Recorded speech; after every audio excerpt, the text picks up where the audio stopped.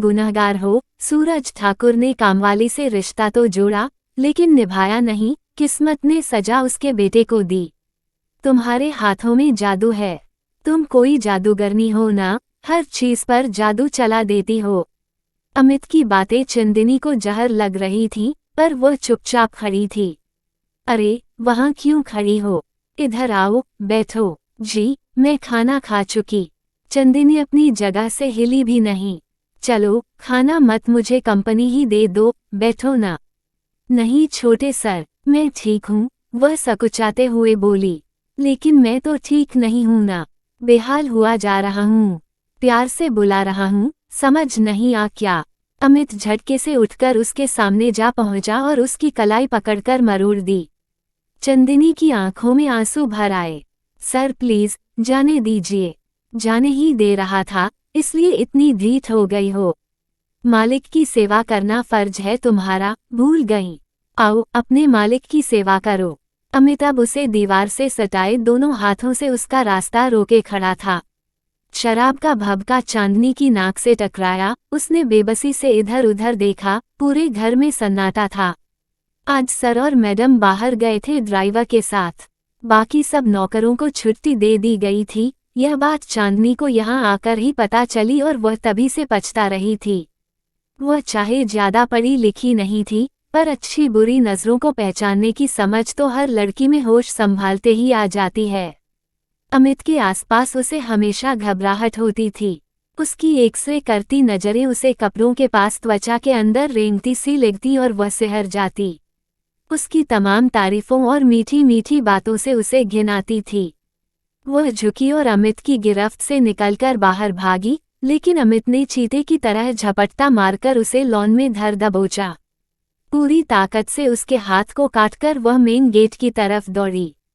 न जाने कैसे उसमें इतनी ताकत आ गई कि इतने ऊंचे बंद मेन गेट पर चढ़कर बाहर निकले नुकीले तीरों से कटकर घायल हुए हाथ पैरों की परवाह न करते हुए वह इस पार कूद गई। तभी तेज रोशनी ने उसकी आंखें चुंधिया दी और वह कार से टकरा गई। ड्राइवर ने कार रोकी और लपककर उसे गोद में उठाकर अंदर ले आया। अंदर अमित के बदहवास हुलिये, लॉन में पड़े चांदनी के दुपट्टे ने मिस्टर एंड मिसेज ठाकुर को सारा मामला समझा दिया। दुख और गुस्से से कांपते ठाकुर जी ने लॉन में पड़ा लोहे का पाइप उठाया और अमित को बेतहाशा पीटने लगे। उनका गुस्सा देखकर किसी की बीच बचाव की हिम्मत नहीं हुई, लेकिन मिसेज ठकुराइन से बेटे की हालत देखी नहीं गई। उन्होंने उस पर झुकते हुए रहम की गुजारिश की। तब ठाकुर जी होश में आए। हौंफते हुए उन्होंने पाइप फेंका और सीने पर हाथ रखकर वहीं बेहोश हो गए। एम्बुलेंस आ चुकी थी। अमित को सिर में 10 टांके आए और हाथ पैर की हड्डियों में फ्रैक्चर था। चांदनी के जख्म गहरे नहीं थे, उसकी मरहम पट्टी कर दी गई। लेकिन ठाकुर जी को मेजर हार्ट अटैक आया। उनकी सर्जरी चल रही थी। हालत गंभीर थी। उनकी अप्रोच और पौवा की बदौलत पुलिस या मीडिया को मामले की खबर नहीं हुई। सब कुछ सीक्रेटली हैंडल किया जा रहा था। 15 दिन बाद वे घर आए। सब घरवाले उनके आसपास जमा थे। उन्होंने कहना शुरू किया, कहते हैं पुरखों के कर्मफल की सजा बच्चे भुगतते हैं। कहते हैं कर्म लौटकर आते हैं। कहते हैं अपने पाप पुण्य के नतीजे हमें इसी दुनिया में मिलते हैं। मैंने यह देख भी लिया। यह कहानी शुरू हुई थी आज से 30 साल पहले, जब मैं 16-17 साल का था। दाई माँ मीनाबाई की तबीयत खराब रहने लगी थी। उन्हें मैं पीतो अम्मा कहता था। उन्हीं के हाथों मेरी परवरिश हुई। वह महज नौकरानी नहीं, हमारा परिवार ही थीं। इसी भरोसे वे काम के लिए अपनी बेटी रूपाली को अपने साथ लाने लगी थीं। रूपाली नाम जैसी ही उजली, चमकती, निर्दोष, निश्चल, मासूम, मेरी ही उम्र की थी। पारे जैसी चंचल, हिरनी जैसी फुर्तीली। जो उसके हाथ की चाय पी लेता, दुनिया में और किसी की चाय पसंद न आती। खाना बनाने में भी माहिर, चक्री की तरह घूमती रहती और सारे काम निपटाती। लड़कपन का दौर था और पहली बार किसी लड़की से बात करने, उसके साथ इतना समय साथ बिताने का मौका मिला था। पीतो अम्मा मेरी माँ जैसी थीं, लेकिन सगी माँ तो नहीं थीं। पर वे मुझे अभी भी अपना नन्हा मुन्ना गोला ही समझती थीं, जबकि मैं, सूरज ठाकुर प्राइवेट लिमिटेड का इकलौता वारिस, खुद को साबित करने की होड़ में लगा हुआ था। रूपाली को दुनिया घूमने का, नई नई बातें जानने का बहुत शौक था। मैं जब भी कहीं बाहर जाता, ढेर तस्वीरें खींचता, उसे हर जगह के बारे में बताता और सबसे नजरें बचाकर उसे खूब तोहफे देता। आखिर वह भी उम्र के उसी दौर से गुजर रही थी जिसमें मैं था। उसे भी मेरी तारीफें, मेरा साथ, मेरा उस पर ध्यान देना, उसे स्पेशल महसूस कराना अच्छा लगता था। हम दोनों के बीच एक अनकहा मजबूत रिश्ता बनता जा रहा था। सब ठीक चल रहा था कि तभी मेरे पापा ने तय किया कि आगे की पढ़ाई के लिए मुझे अमेरिका जाना चाहिए। इससे हम दोनों ही चिंतित हो गए। एक दूसरे से दूर होने का सोचते ही दोनों को घबराहट होने लगी। मैं 21 का हुआ नहीं था, इसलिए कोर्ट मैरिज कर नहीं सकते थे, वैसे भी पापा को पता चल ही जाता। तब हड़बड़ाहट में हमने फिल्मी स्टाइल में शहर से दूर एक मंदिर में एक दूसरे को वरमाला पहनाकर, सिंदूर मंगलसूत्र पहनाकर एक दूसरे को पति पत्नी स्वीकार कर लिया। हमें उम्मीद थी कि अब हमें कोई दूर नहीं कर पाएगा। अब चूंकि रूपाली का डर दूर हो चुका था, वह मुझ पर हक जमाकर बात करती थी। मेरा नाम नहीं लेती थी, पत्नी की तरह मेरा ध्यान रखती थी, एक आवाज पर दौड़ी चली आती। कमरा सजाती, जूती से रुमाल तक, सब सहेजकर मेरे हाथों में देती। यह बदलाव घरवालों की नजरों से बचा नहीं रह सका। मम्मी और पीतो अम्मा दोनों ही बहुत कुछ समझ रही थीं, पर खामोश थीं। उन्हें अंदाजा भी नहीं था कि बात कितनी आगे बढ़ चुकी है। उन्हें लग रहा था कि जल्दी ही मैं चला जाऊंगा और 3 साल से पहले नहीं लौटूंगा तो क्यों बेकार ही रोक टोक की जाए। बस अब यह हुआ था कि पूरे टाइम हम दोनों पर किसी न किसी की नज़र रहती थी। उस टाइम मोबाइल फ़ोन तो हुआ नहीं करते थे। खूब सारी कस्में वादे, पहुंचते ही फ़ोन करने के वादे के साथ मैं अमेरिका रवाना हुआ। दूर रहना हम दोनों के लिए बहुत मुश्किल था, खासकर नए बने रिश्ते के बाद।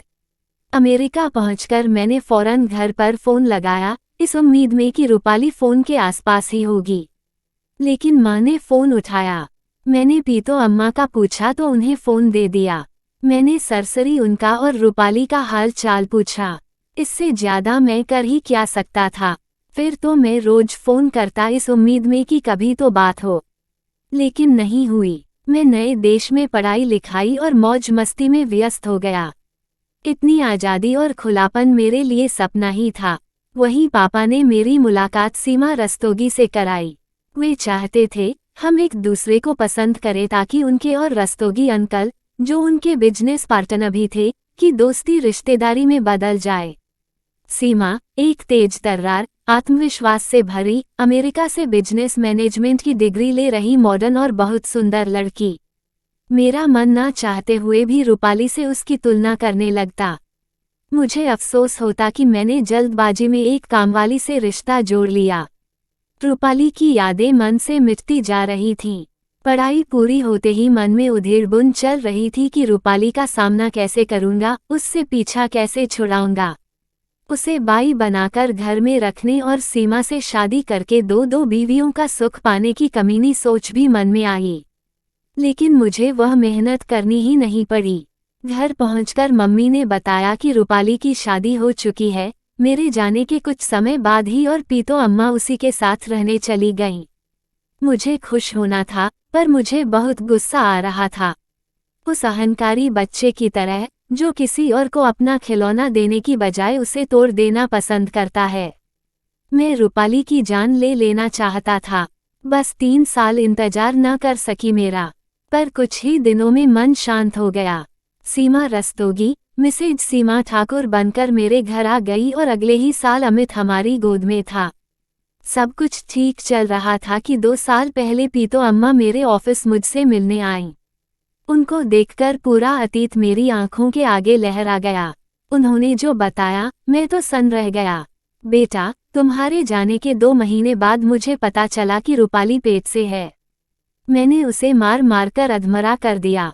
उसे कहा कि बच्चा गिराकर जल्दी से उसकी शादी तय कर देती हूँ। यही रास्ता बचा है, लेकिन वह रट लगाती रही कि उसने कोई पाप नहीं किया। तुमने उससे शादी की है, वह तुम्हारी पत्नी है और तुम्हारा बच्चा, बिना तुम्हारी रजामंदी वह नहीं गिराएगी। मुझे मालूम था यह पागलपन है, पर एक मजबूर माँ क्या करती। मैं मैडम से तुम्हारा नंबर मांगने गई तो उनको कुछ शक हुआ।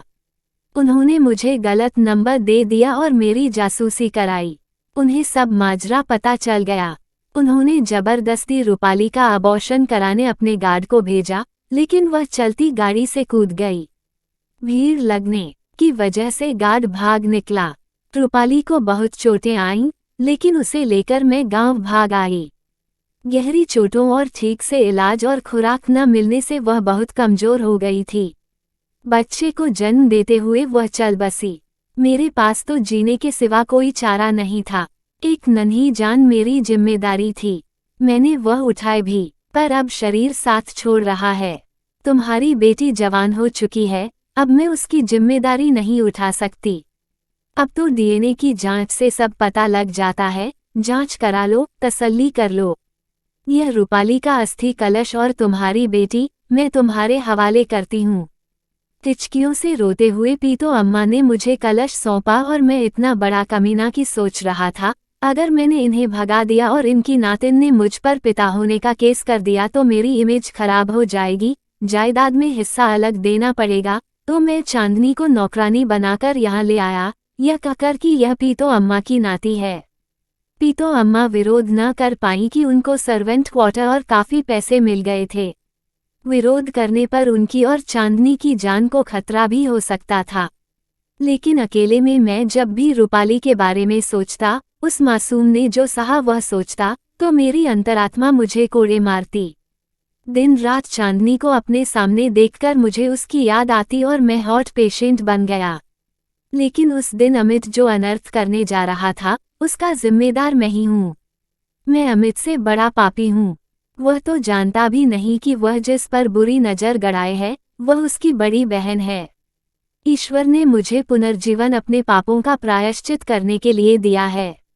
मैं सूरज ठाकुर, रूपाली ठाकुर को अपनी ब्याहता स्वीकार करता हूँ। संपूर्ण विधि विधान से उसका श्राद्ध करूँगा और चांदनी ठाकुर जो मेरी अपनी बेटी है, को ठाकुर परिवार में शामिल करता हूँ। सबके सब सुन्न थे, कोई कुछ बोल नहीं पा रहा था। वकीलों की टीम वसीयत तैयार कर रही थी। अब उनकी रूपाली की आत्मा को शायद शांति मिल सकेगी, जिसका दोष बस इतना था कि उसने गरीब होते हुए भी प्रेम कर लिया था। सच कहते हैं अपना किया खुद ही भुगतना पड़ता है। जैसी करनी वैसी भरनी। आपको ये कहानी कैसी लगी हमें कमेंट करके जरूर बताइए, क्योंकि आपके कमेंट्स ही हमें और बेहतर लिखने के लिए प्रेरित करते हैं। अमीना कहानी वर्ल्ड को सब्सक्राइब करना न भूलें। धन्यवाद, शुक्रिया। डैश।